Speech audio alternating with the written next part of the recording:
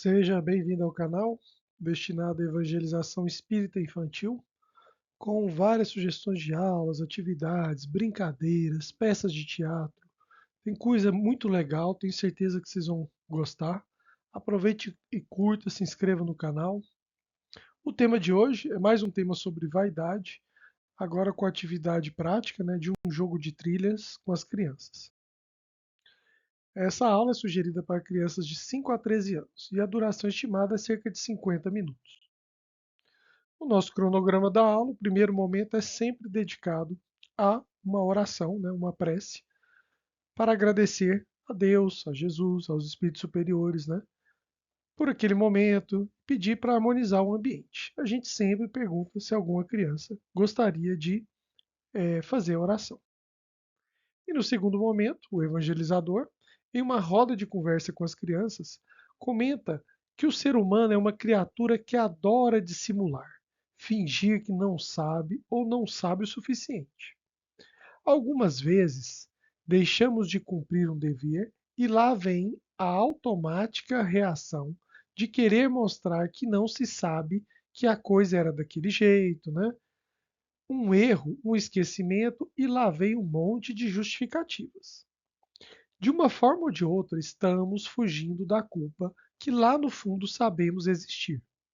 Uma série de manobras mentais, desculpas mirabolantes para tentar justificar um pouquinho do nosso erro ou da nossa maldade.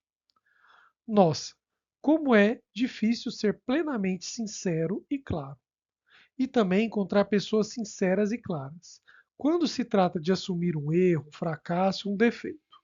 Muitas das vezes, talvez a maioria delas, isso se deve ao orgulho e à vaidade.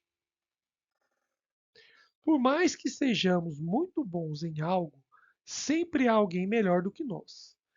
Seja no futebol, seja em alguma atividade, né, no xadrez, na música, né, sempre há alguém melhor. Essa é a verdade, mas ignoramos muitas vezes. Pensando assim, como não deveria ser diferente o nosso olhar para o outro, deveríamos entender o quanto podemos aprender com todas as pessoas com quem nos relacionamos, por mais que não pareça, e assim sermos mais humildes para tentar ver no outro aquilo que não temos. Afinal, estamos em estágios evolutivos diferentes, não é mesmo? Sabendo e aceitando nossas limitações, temos a oportunidade de aproveitar cada ocasião para aprender um pouquinho mais. Muitas vezes a vaidade, né, atrapalha a reconhecer que o outro sabe um pouco mais ou que o pensamento dele é diferente, mas também faz sentido. O excesso do amor próprio não nos deixa assumir com simplicidade os nossos defeitos de caráter, as nossas fraquezas, as nossas invejas e nos dá a falsa sensação de que somos merecedores de algumas posições ou lugares de mais respeito, né? De maior destaque, que ainda não fizemos por merecer, ou que não estamos preparados para assumir ou ocupar. Então a gente conversa com a criança, com as crianças sobre essas questões, né? Que envolvem sim a vaidade, né? A gente aprender a reconhecer que os argumentos do outro fazem sentido, muitas vezes que ele tem um direito, né, que a gente deve respeitar, né, isso também é muito importante, né, ou que seja um lugar na fila, ou que seja um lugar na brincadeira, né, a vez dele de brincar. Então a gente precisa conversar isso com as crianças, né, e estender, né, essa conversa para o dia a dia, né, para a escola das crianças, como que é com os amigos. E agora a nossa atividade prática, né, atividade consiste em um jogo de tabuleiro, né? Um jogo de trilha, com algumas casas tendo asterisco e outras com surpresa. Como o tema hoje é vaidade, sempre que a criança cair em uma casa com asterisco, deve contar uma situação em que ela vivenciou essa vaidade. Pode ser ela mesma, ou aconteceu e ela presenciou, né? Ou seja, alguém que deu alguma desculpa ou colocou a culpa em outra pessoa, né? Que não reconheceu muitas vezes o valor da ideia, o valor da outra pessoa, né? São exemplos de vaidade que a gente sempre tem no nosso dia a dia. Ou, no caso, né, se a criança não quiser contar essa experiência própria, ela pode inventar uma história com esse tema, né? Com o tema vaidade, mencionando exatamente isso, uma desculpa, né? Cometeu um erro, ou mesmo uma maldade, né? E ela inventou uma desculpa, ou se justificou demais, né? Para tentar não assumir o erro. E sempre que a criança cair na casa surpresa, ela ganha um chocolate bis, né? O evangelizador pode levar bala, né? Balinha também para substituir o chocolate. Assim, a diversão é garantida, né? As crianças ficam mais interessadas nos jogos, né? E tentando sempre alcançar essa casa surpresa. Para esse jogo, é necessário utilizar também um dado para avançar as casas, né? Então a criança joga o dado e vê quantas casas ela avança. Há várias opções de dado, né? Existem aplicativos para celular, né, que simulam dados, tanto na loja da Apple quanto do iOS, do Android, né? A gente tem vários aplicativos gratuitos que simulam dados. A gente pode também comprar um dado, né?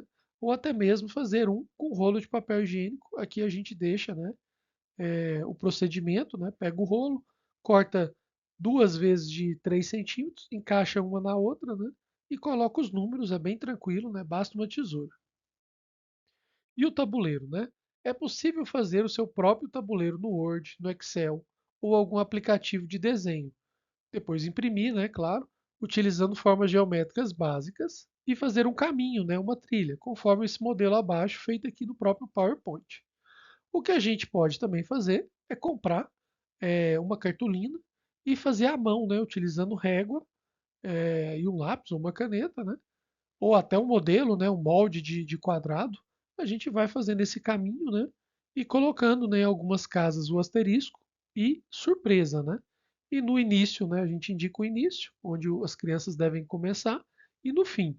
E lembrando também que para esse jogo é importante ter, né, ou tampinhas de garrafa, ou borracha, alguma coisa ali para que cada criança se identifique, né, sendo é, onde essa criança está, né, nessa trilha, né, para fazer esse caminho da trilha.